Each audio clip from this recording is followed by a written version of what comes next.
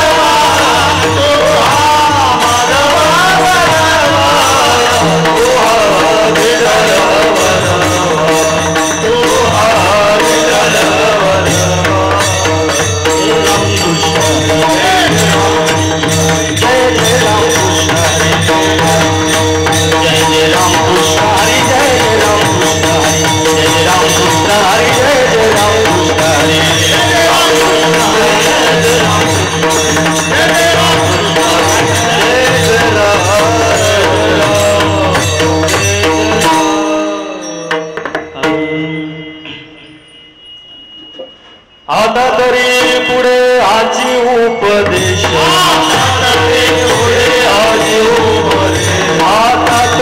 पुढे हाची उपदेश नका करू नाश आयुष्यात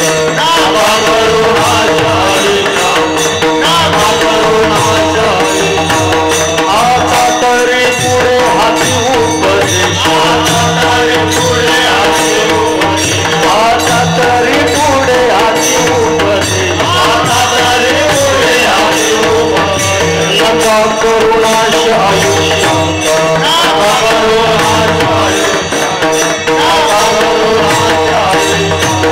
सफळांच्या पाया माझे दंडवत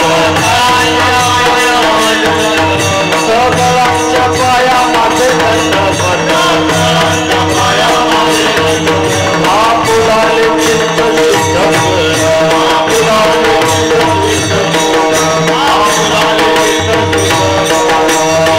ते करावे देवाचे चिंतन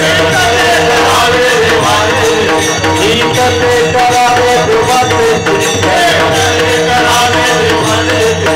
करुणी आम्हाला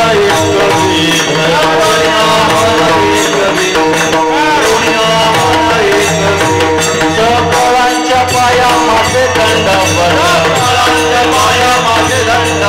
सफळांच्या पाया माझे दंडवत आपुलाले चित्त शुद्ध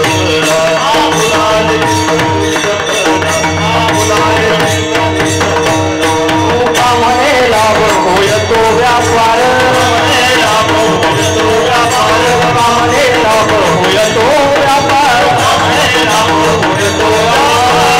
काय फार शिकवावे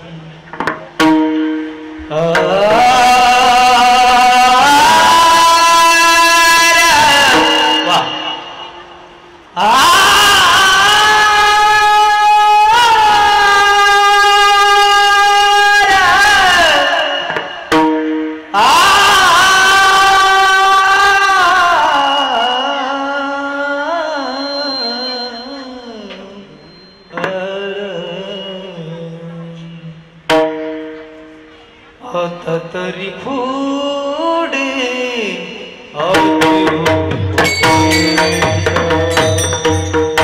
आता तरी पुढे आता तरी पुढे आज आता तरी पुढे आज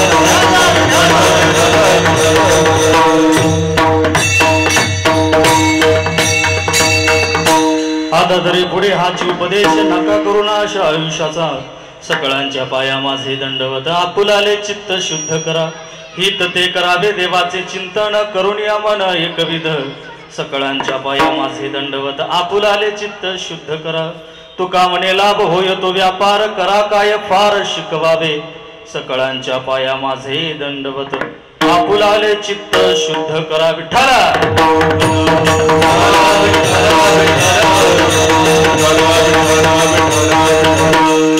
महायोग पीठे तटे भीमरथ्यं वरम पुंडरीकाय दातु मुनींद्रे समागत्य तिष्ठं तमानंद कंदं परब्रह्मलिंगं भजे पांडुरंगं पांडुरंगा करू प्रणमानवा पांडुरंगा करू प्रणमानवा पांडुरंगा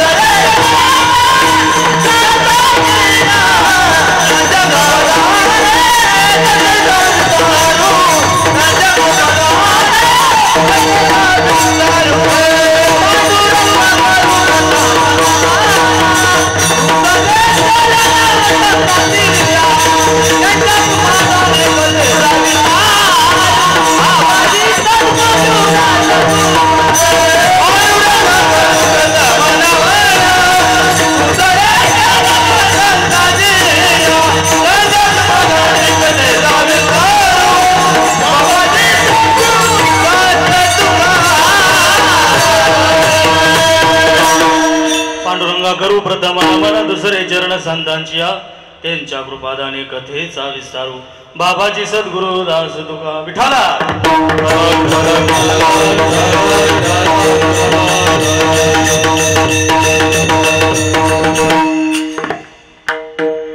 प्रस्तुत प्राप्त प्रसंगी कीर्तन रूपी सेवेसाठी घेतलेला अभंग.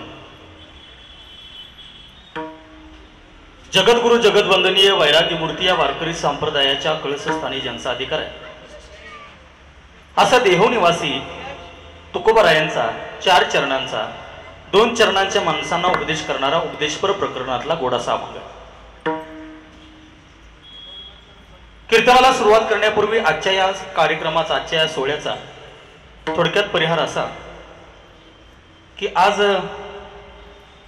कैलासवासी नर्मदाबाई एकनाथ ठोंबरे यांचं प्रथम पुण्यस्मरण आणि या प्रथम पुण्यस्मरणाच्या निमित्ताने या ठोंबरे परिवारानं समस्त ठोंबरे परिवारानं ही प्रथम पुण्यस्मरणाची दिलेली मला कीर्तन सेवा. कीर्तनाला सुरुवात होईलच पण त्यापूर्वी थोडासा परिहार असा. सगळ्यांनी काळजाचे कान करून ऐका. मी ज्या मातीमध्ये उभा आहे ज्या जागेवरती उभा आहे ही माती महाराष्ट्रातल्या प्रचंड घडामोडीचं तत्व असणारी माती. कारण हिथून आळंदी आहे, हिथून देहो आहे आणि ज्या माय माऊलीचं प्रथम पुण्यस्मरण आहे तिची कर्मभूमी, तिची संघर्षभूमी आणि तिने दाखवलेल्या दिवसाची ही भूमी ही माती. खऱ्या अर्थानं इंद्रायणी अजून वाहते, भंडारा डोंगर अजून तसाच उभा आहे, पण हातामध्ये टाळ घेऊन गळ्यामध्ये विणा घेऊन भंगलेल्या मनाला अभंग करणारे तुकोबाराय आता आम्हाला दिसत नाहीत ही शोकांतिका. आळंदीमध्ये संत ज्ञानेश्वर माऊलींच्या समाधीवरती विजेचा प्रकाश पडतो आहे, पण त्या काळात त्यांचा असणारा प्रतिभेचा प्रकाश आम्हाला पाहता आला नाही हे आमचं दुर्दैव आहे. विठाला.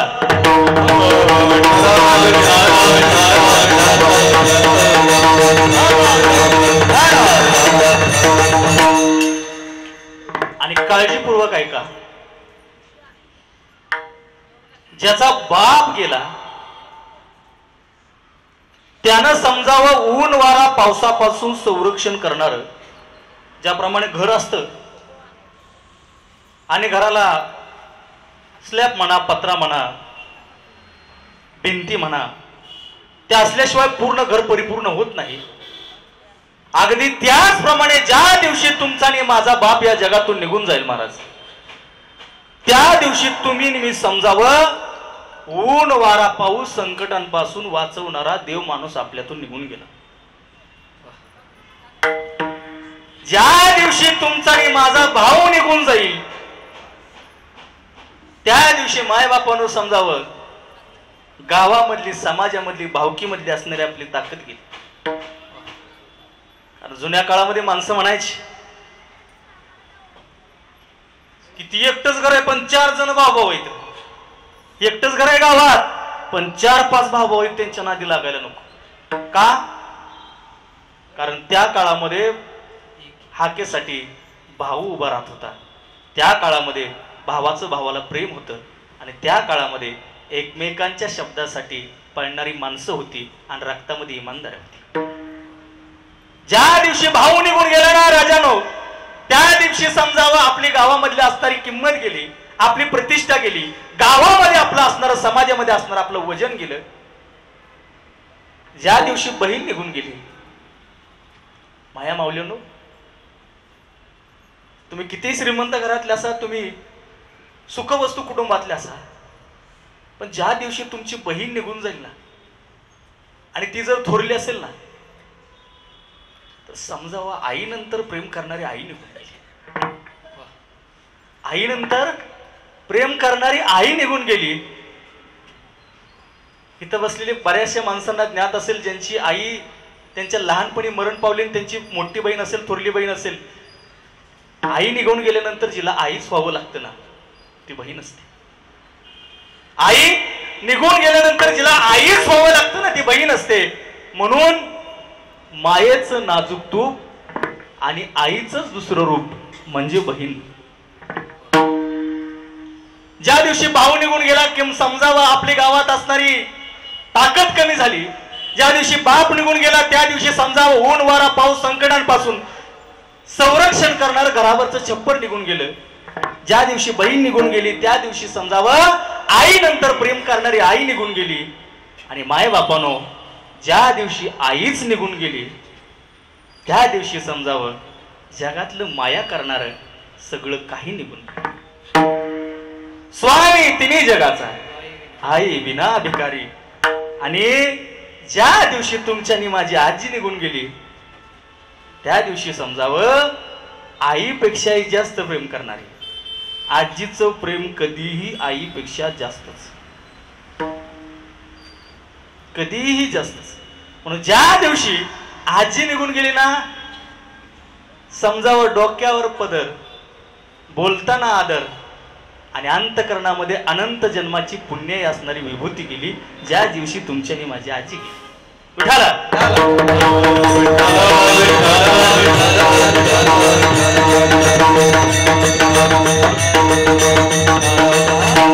आता तरी पुढे हाच उपदेश नका करू ना अशा आयुष्याचा. इथं फार गोड शब्द आहे. आता तरी फार गोड शब्द आहे. एक दृष्टांत असा आहे. एक शाळकरी मुलगा शाळेमध्ये जायचा, पहिलीला असेल, आणि शाळेमध्ये गेल्यानंतर ज्यावेळी दुपारची सुट्टी असायची त्यावेळी तो मुलगा काय करायचा, कोळेकर महाराज, शाळेच्या ठिकाणी जवळच त्याचं घर होत. दुपारच्या सुट्टीमध्ये तो घरी निघून जायचा आणि आई रोज त्याला ओरडायची, अरे शाळा जा, शाळेत जा, शाळेत शिक, शिकून मोठा हो. एक वेळा आईने समजून सांगितलं, 2 वेळा समजून सांगितलं, मुलामध्ये सुधारणा होत नव्हती. शेवटी आईने सांगितलं, आता जर तू शाळेत गेला नाहीस तर बाबांना नाव सांगेन. कुणाला नाव सांगेन? बाबांना नाव सांगेन. कारण बापाचा धाक हा जगातला सगळ्यात मोठा संस्कार आहे. बापाचा धाक हा जगातला सगळ्यात मोठा संस्कार आहे.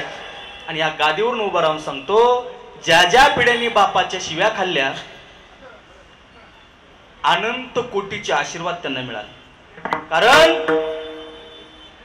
जर तुम्हाला पापापासून घाबरायचं असेल, जर तुम्ही पापाला भिलात तर तुमचा परमार्थ चांगला झाला, आणि जर तुम्ही बापाला भिलात तर तुमचा प्रपंच चांगला झाला. मग त्यावेळेला त्या मुलाला सांगितलं, 1 वेळा सांगितलं, 2 वेळा सांगितलं, मुलगा ऐकणं. मग आता काय करावं? आईनं शेवटचं ज्या दिवशी ते मुलगा घरी आला, दप्तर ठेवलं आणि आईनं एक हातामध्ये थोडी छोटीशी छेडी घेतली आणि त्या लेकराला म्हणाली, आता तरी शाळेत जा, आता तरी शाळेत जा. याचा अर्थ असा आहे, आई याच्या अगोदर त्याला समजावत होती का नाही? 2 वेळा समजावून सांगितलं, 3 वेळा समजावून सांगितलं. बरं, जे सांगितलंय ते मुलाच्या हिताचं आहे. 1 वेळा सांगितलं, 2 वेळा सांगितलं, 3 वेळा सांगितलं तरी मुलगा ऐकत नाही. म्हणून शेवटी आई नम्र होते, नतमस्तक होते आणि म्हणते, आता तरी शाळेत.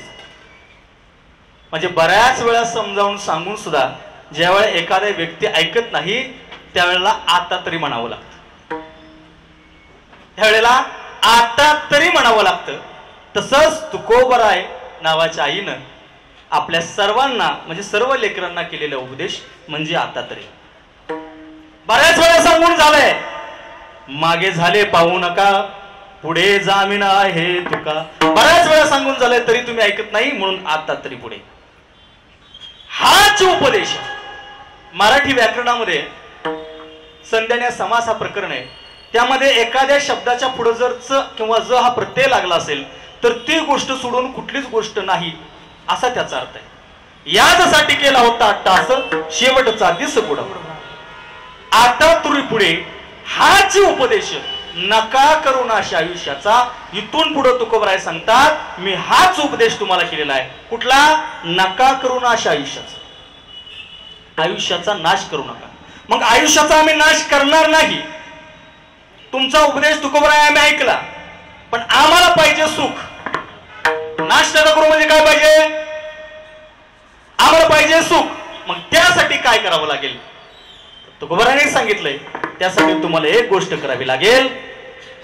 आपुला तो एक देव करोनी भाव, आपुला तो एक देव करोनी भाव, आपुला तो एक देव करोनी भाव, आपुला तो एक देव करोनी भाव, आपुला तो एक देव करोनी भाव, आपुला तो एक देव करोनी भाव, आपुला तो एक देव करोनी भाव, आपुला तो एक देव करोनी भाव.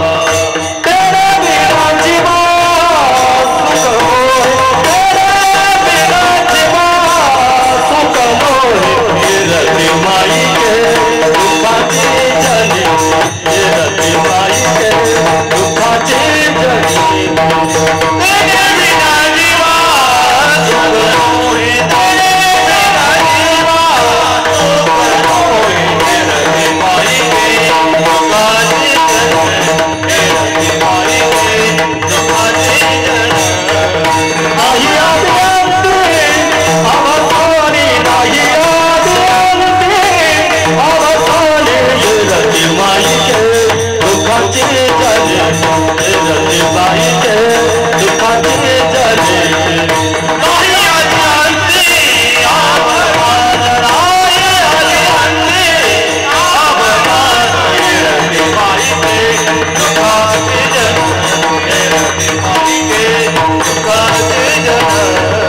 आपुला तो एक देव करून घ्यावा, आपुला तो एक देव करून घ्यावा, तेरे बिना जीवा सुख नोहे, तेरे बिना जीवा सुख नोहे, आपुला तो एक देव करून घ्यावा, आपुला तो एक देव करून घ्यावा, तेरे बिना जीवा सुख नोहे, तेरे बिना जीवा सुख नोहे.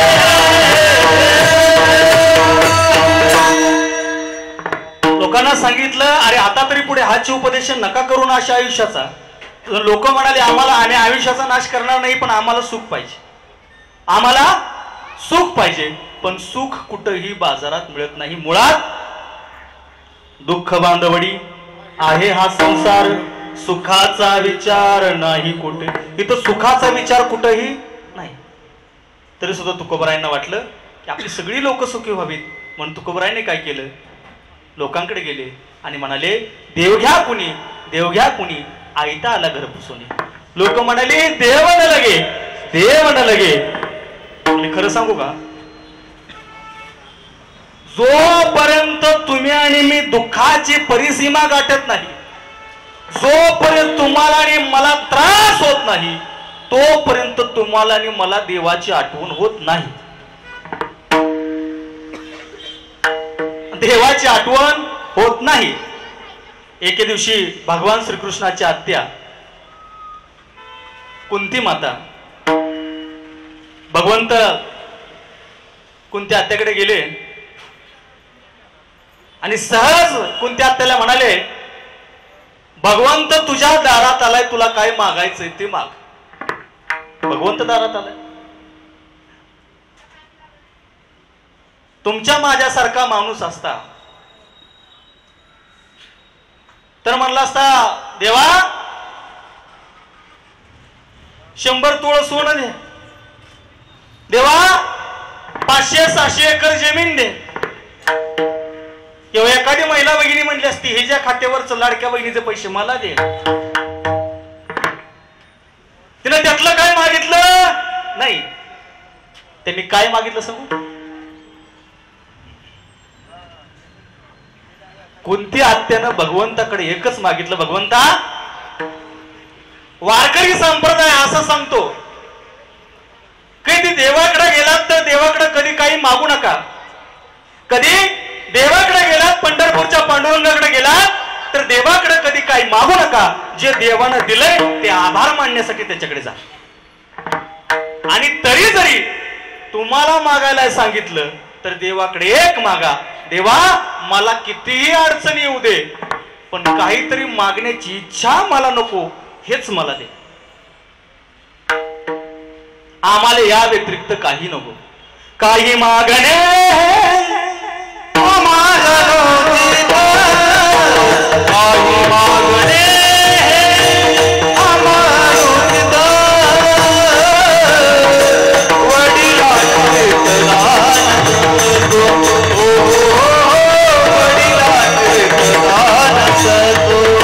काही मागणे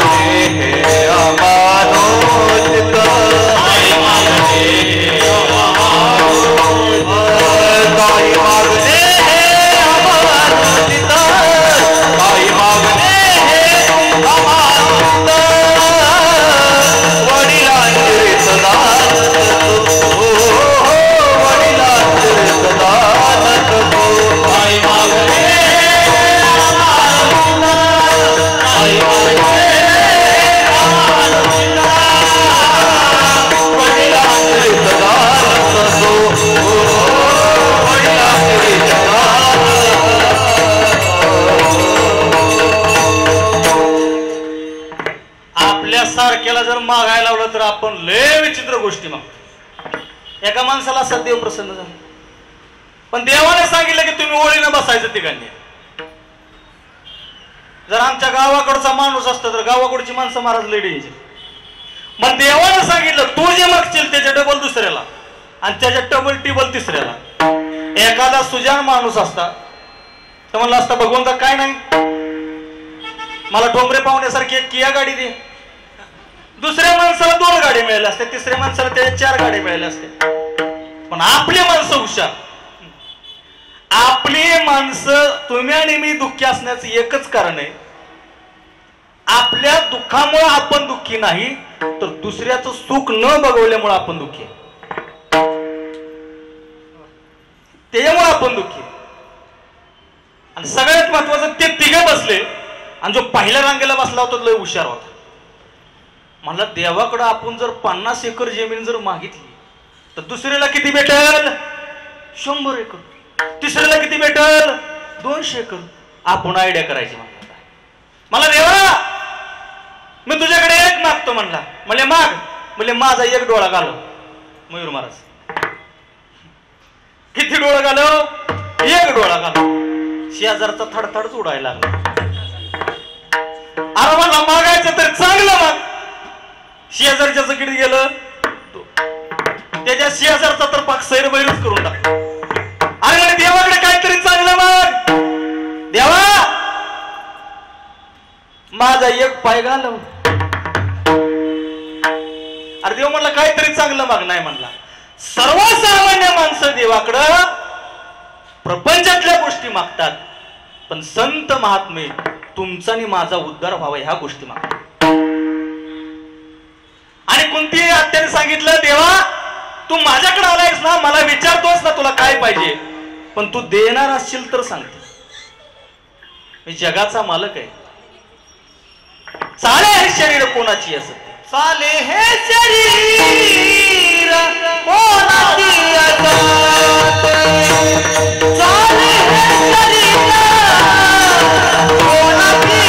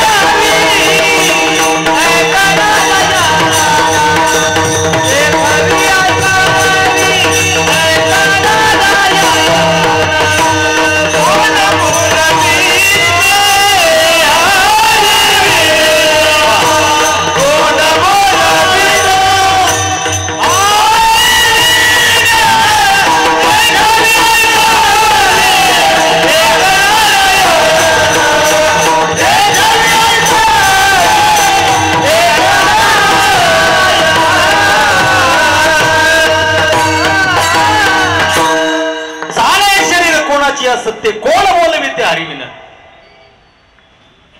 कोणत्या त्या म्हणाले परमेश्वरा तू मला मागेल ते देणार का? म्हणजे देणार. तुला काय पाहिजे ते माग.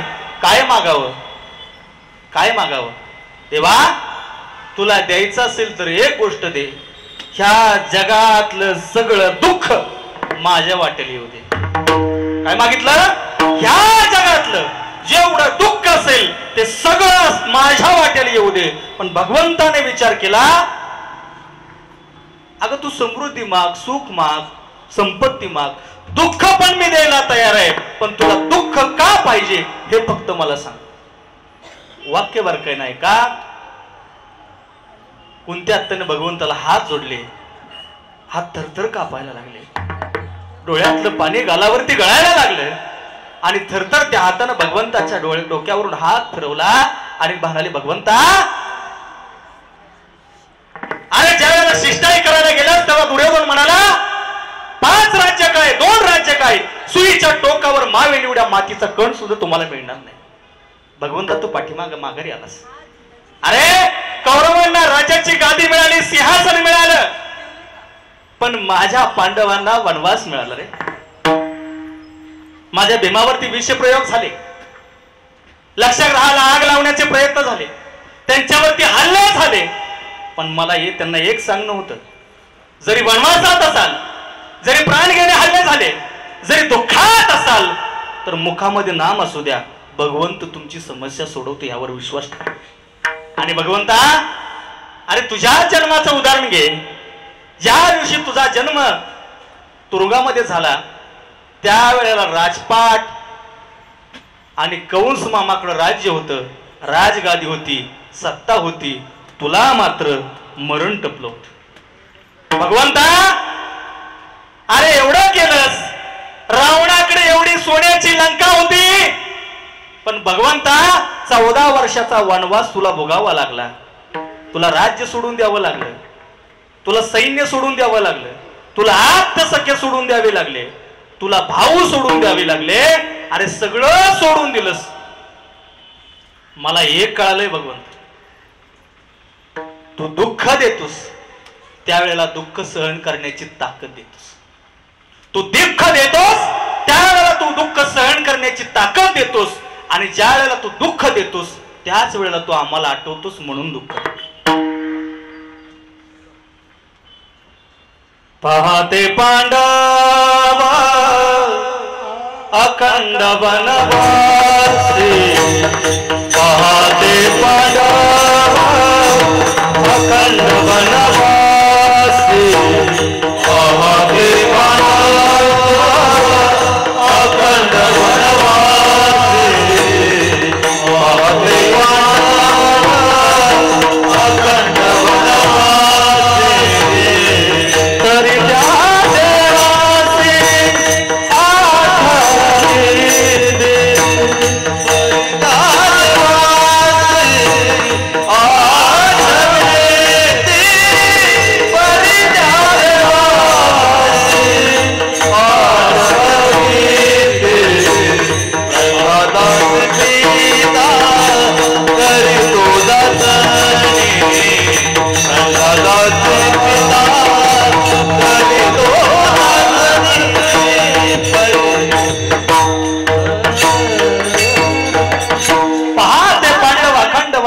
तरी त्या देवासे अर्थ प्रल्हादासी पिता करीतो नाचणी,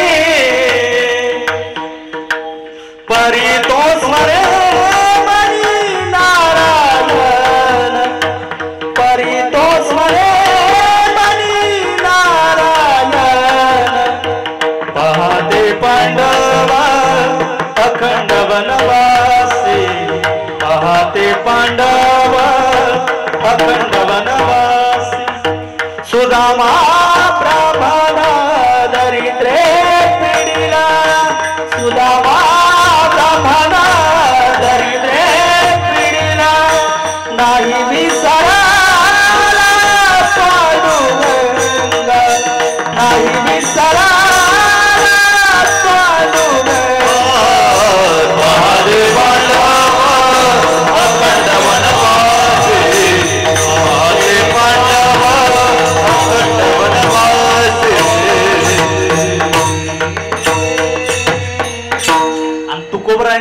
एक प्रमाण आहे ऐकू देत तुकोबराय सांगतात तुका माने तुझा न परावा विसरा दुःखाचे डोंगर तरी दुःखाचे डोंगर तरी पाहते पांडव अखंड वनवास पांडवांना वनवास होता त्यावेळेला कौरवांना राजसिंहासन होत वाक्य ऐकता पांडवांना ज्यावेळेला वनवास होता त्यावेळेला कौरवांना राजसिंहासन होत रावण ज्यावेळेला लंकेचा राजा होता त्यावेळेला प्रभू श्री रामचंद्राला 14 वर्षाचा वनवास होता भगवंताचा जन्म ज्यावेळेला तुरुंगात झाला त्यावेळेला कंसाकडे राजपाडाने राजगादी होती पण मला सांगा ज्यांच्याकडे होतं ते टिकलं नाही आणि ज्यांच्याकडे नव्हतं ते आल्याशिवाय राहिलं नाही म्हणून वाक्य आहे का सत्याला त्रास आहे सत्याला निंदा आहे सत्याला दुःख आहे सत्याला संघर्ष आहे पण विजय मात्र सत्याचाच आहे विठाला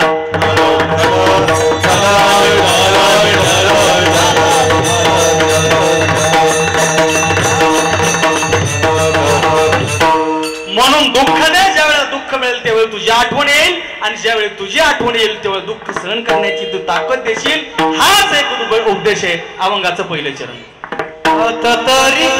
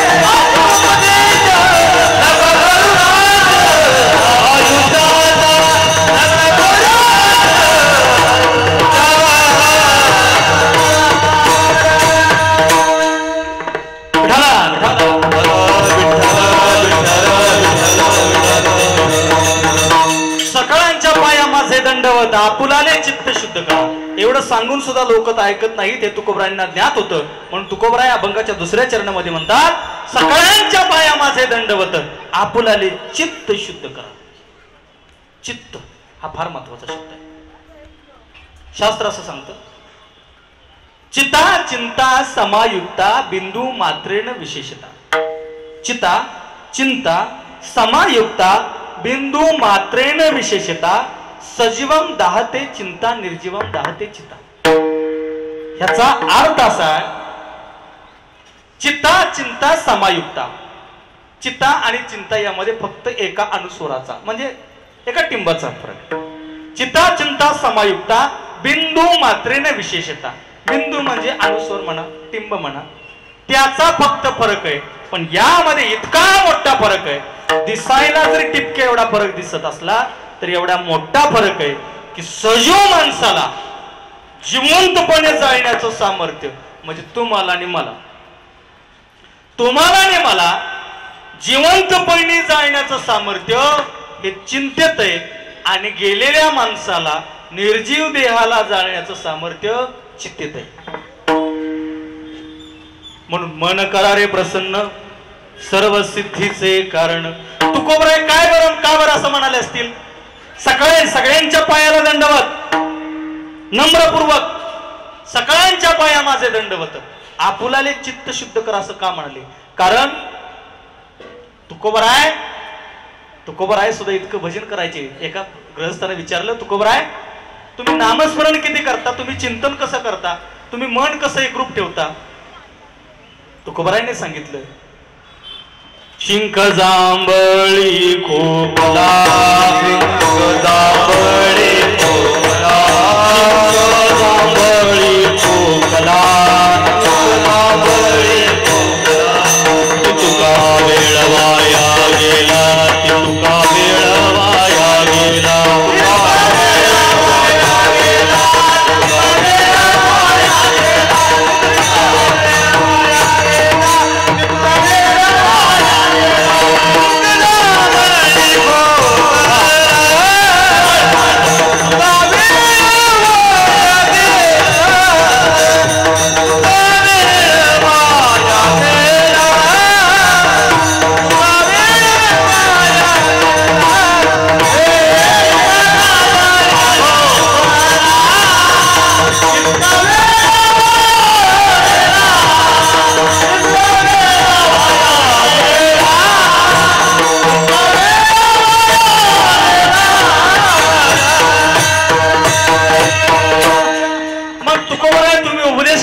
सांगताय सकाळच्या पाया माझे दंडवत. आपुलाने चित्त शुद्ध करा, चित्त शुद्ध करून तुम्ही भजन करा, नामस्मरण करा.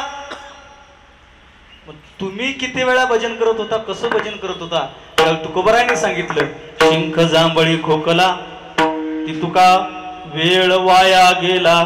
शिंक म्हणजे शिख, जांभळी आणि खोकला ह्या गोष्टी अशा आहेत की त्या अनैच्छिक क्रिया आहेत, त्यावरती आपलं नियंत्रण सहजासहजी राहत नाही. तेवढाच वेळ माझा वाया गेला, नाहीतर कायम स्वरूपी मी भगवंतांचं नामस्मरण चित्त एकाग्र करून, मन शुद्ध करून, चित्त शुद्ध करून करत होतो. मग तुकोबरायने सकाळच्या पाया माझे दंडवत का म्हटलेत बरं? कारण तुकोबराय सांगतात, अहंकाराचा बारा न लागो राजसा, माझिया विष्णुदासा भाविकासा. नम्र झाला भूता तेने कोंडिले अनंता. सगळ्यांच्या पाया माझे दंडवत, तुमच्या आणि माझ्या पायावरती दंडवत घालून नम्रतापूर्वक तुकोबराय सांगतात, त्याच्या पाठीमागे कारण आहे. केळीचं झाड बघितलंय प्रत्येकानं, चिंचेचं झाड बघितलंय प्रत्येकानं, आणि एके दिवशी त्या चिंचेच्या झाडाजवळच केळीचं झाड होत. चिंचेचं झाड भला मोठं होतं, भला मोठा बुंदा होता, विस्तार त्याचा भरपूर झालेला होता, आणि त्याच्या शेजारी केळीचं झाड होत. आता लहान मुलाने मला उत्तर द्या, केळीची पानं केवढी असतात रे? केळीची पानं बघितलीत का? केवढे असतात? मोठे असतात. आणि चिंचेची पानं छोटे असतात. बरोबर. ज्याच्याकडे कमी ना त्याला अहंकार जास्त असतोय, आणि ज्याच्याकडे जास्त असतंय त्याला अहंकार. कधी पण बघा, ज्याच्या बँकेत कोटी त्याच्या धोतराला गाठी,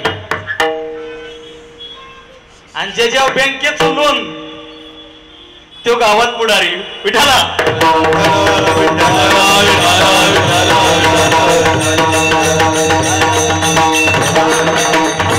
आता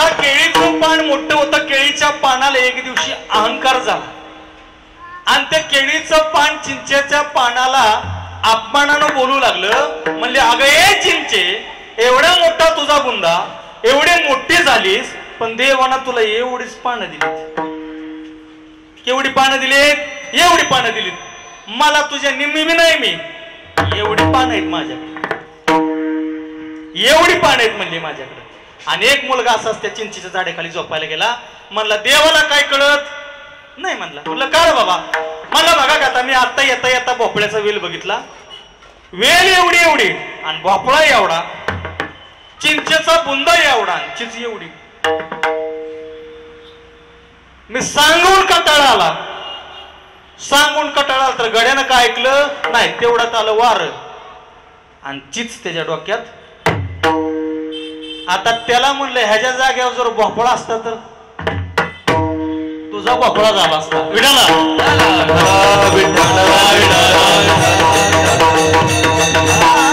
नाही म्हणला, देव करतो, देव बरोबर करतो. पण हित केळीच्या चिंचेच्या पानाची भांडणं लागली. केळीचं पान सारखं म्हणायचं मी तुझ्यापेक्षा किती मोठी, माझी किती पानं छान. लोक धार्मिक कार्याला मिरवणुकीला माझी पानं नेतात, सत्यनारायणाच्या पूजेला मला मान, तुला कोण विचारत? सकळांच्या पाया माझे दंडवत सांगतो. आणि तेवढ्यात काय झालं, त्या केळीच्या पानाच्या शेजारी होती बाबळी, इडी बाबळ होती. इडी बाबळ शानी नव्हती, इडी बाबळ होती. आणि जसं वार आलं, जसं वार यायचं तसं केळीचं पान, केळीचं जसं पान फाटायचं तसं चिंचेचं पान हसायचं.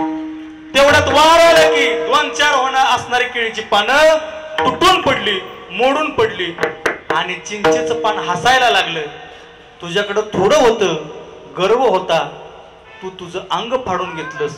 मी थोडी माझी पानं आहेत, वार आरपार निघून गेलं. जिथं महापूर येतो, महापुरे झाडे जाती, तेथे लव्हाळे वाचती. तुम्ही कधी बघा, नदीला पूर येऊ द्या, ओढ्याला पूर येऊ द्या, एखादा महापूर येऊ द्या, आणि त्या पुरामध्ये जर तुम्ही कधी बघितलं तर मोठं लिंबाचं झाड असू द्या, बाबळीचं झाड असू द्या, आंब्याचा भला मोठा वृक्ष असू द्या, त्याला अहंकार आहे. कुठला अहंकार आहे? अरे किती पाणी येऊ द्या, सगळ्यांचा बाप आहे, कुणाला भेद नाही. कळल कळल. आणि त्याच्या शेजारी लवाळ होत. जसा पाण्याचा लोंढा आला, लवाळ्याला कळलं आता आपली ताकद नाही. लवाळा म्हणला गंगामाय, गंगामाय तुझ्या कुशीत घे ग माय, मला गंगामाय मला कुशीत घे, तुला झेपण्याची ताकद माझ्यात नाही. मग गंगामाईने सांगितलं एकच कर, मिळाली की फक्त झोप. त्यानं तेच डोक्यात धरलं. जसं पाण्याचा प्रवाह आला तसा पाण्याच्या प्रवाहाबरोबर तो झोपला. चिंचेच्या झाडाला, लिंबाच्या झाडाला अहंकार. जसा पाण्याचा प्रवाह आला, मुळासहित झाड उन्मळून पडली. आणि दुसऱ्या दिवशीच्या झाडाला विचारलं, अरे एवढा मोठा प्रवाह होता, तू जिवंत राहिलास, बाकी सगळे वाहून गेले, त्याचं कारण काय? त्यानं सांगितलं झाला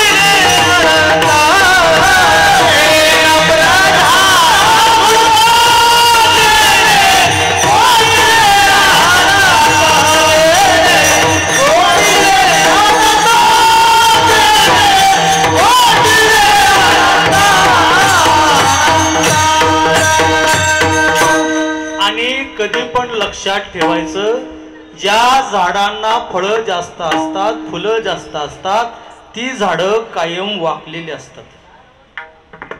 आणि ज्या झाडांना फळं नाहीत, ज्या झाडांना फुलं नाहीत, ज्या झाडांना जास्त पानं नाहीत, ती झाडं आभाळापर्यंत गेलेली असतात. भगवंत कोणाकडे यावरून कौरव आणि पांडवांमध्ये वाद सुरू झाला आणि त्यावेळेला दुर्योधन आले, अर्जुन आले आणि त्यावेळेला भगवंत निद्रादिस्त होते, झोपलेले होते. आणि शास्त्र असं सांगतं, झोपेत असणाऱ्या बालकाला कधी उठवू नये, झोपेत असणाऱ्या सापाला कधी डिवचू नये आणि झोपेत असणाऱ्या रुग्णाला कधी डिवचू नये, त्याला जागा करू नये. आता जशी बुद्धी तसं वागणं माणसाचं असतं. बुद्धीचे वैभव अन्य नाही दुजे, एका केशवराजे सकळ सिद्धी. आता पहिल्यांदा अर्जुन गेले भगवंताकडे आणि त्याला माहित होतं की देवाकडून काही प्राप्त करून घ्यायचं असेल तर देवाच्या पायाजवळ बसावं. कुठं बसावं? पायाजवळ बसावं. अगदी एवढंच काय, गाईचं दूध काढत असताना, म्हैशीचं दूध काढत असताना सुद्धा तिच्या पायाजवळच बसावं लागतं, त्यावेळेला दूध निघतं. भगवंताच्या सुद्धा पायाजवळ बसावं. आणि पायाजवळ बसले, भगवंत कधी उठतायत त्याची वाट बघत बसले. काही काळानंतर दुर्योधन आले, तर भगवंताच्या डोक्याजवळ बसले. आता मागायचं काय? भगवंत कुणाकडे? युद्धामध्ये कुणाच्या बाजूने सहभागी आहे? आता मला सांगा, झोपलेला माणूस असला, तो उठला तर त्याला पाठीमागचं दिसल का पुढचं दिसल? कुठलं दिसल? समोरचं दिसणार ना. समोर बघितलं, रामकृष्ण हरी. अर्जुन म्हणला आपलं काम झालं. म्हणले अर्जुना, तेवढा दुर्योधन मी आलोय की? आलाय, पण तू पायाजवळ नाही. नम्रता, तू पायाजवळ नाही, तू डोक्याजवळ आहे. ज्याला डोकं नसतं ती माणसं डोक्याजवळ असतात आणि जी नम्र असतात ती पायाजवळ असतात. का? भगवंताचं पाय माणसानं चित्तामध्ये धारण करावेत. तुझे रूप चित्ती राहो, मुखी तुझे नाम. तुझे रूप चित्ती राहो, मुखी तुझे नाम. देहा प्रपंचाचा दास, देहा प्रपंचाचा दास. सुखे करो कास, सुखे करो कास. तुझे रूप चित्ती राहो,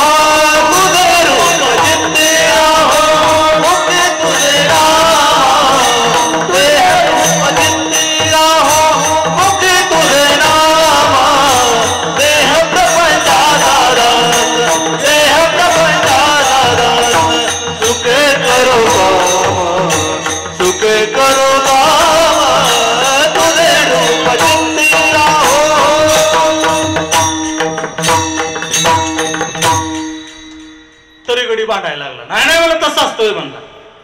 बरं म्हणजे करायच्या वाटल्या, मी एका बाजूला, सगळं सैन्य एका बाजूला. अर्जुन म्हणला मला तूच पाहिजे. म्हणले सगळं हत्तीदळ, घोडदळ, पायदळ सगळं, ज्याला मी पाहिजे त्याला ह्यातलं काय मिळणार नाही. अर्जुन म्हणला तरी मला तूच पाहिजे. मग दुर्योधनाच्या डोक्यात प्रकाश पडायला लागला. मला देवा, तू म्हणतोय गोडदळ पाडदळ काय नको, पण शस्त्राचं काय? मी ज्याच्या बाजून आहे त्याच्या बाजूनं मी लढायला शस्त्र हातामध्ये घेणार नाही. मी जास्तीत जास्त काय करीन? 4 युक्तीच्या गोष्टी सांगेन. पण 4 युक्तीच्या गोष्टी म्हणूनच कौरवांची जिरावली. उपदेश जास्तीत जास्त काय करीन बाबा, मला काय जास्त जमत नाही, तुमच्या रथाचं सारथ्य करीन. आणि खरं सांगू, ज्याच्या कुटुंबाचं, ज्याच्या प्रपंचाचं सारथ्य भगवान श्रीकृष्ण करत असतो, त्यानं कितीही कौरव आले, रावण आले तरी भ्यायचं नसतं. फक्त काय करा, तू माझं रक्षक आहे, मागे पुढे उभा राहा, अशी सांभाळीत आली आघात निवाराया. आणि त्याच्या भजनात आपल्याला रंगून जायचं असतं. एक तारी संगे एक रूप झालो, एक तारी संगे एक रूप झालो. आम्ही विठ्ठलाच्या भजनात आलो, आम्ही विठ्ठलाच्या भजनात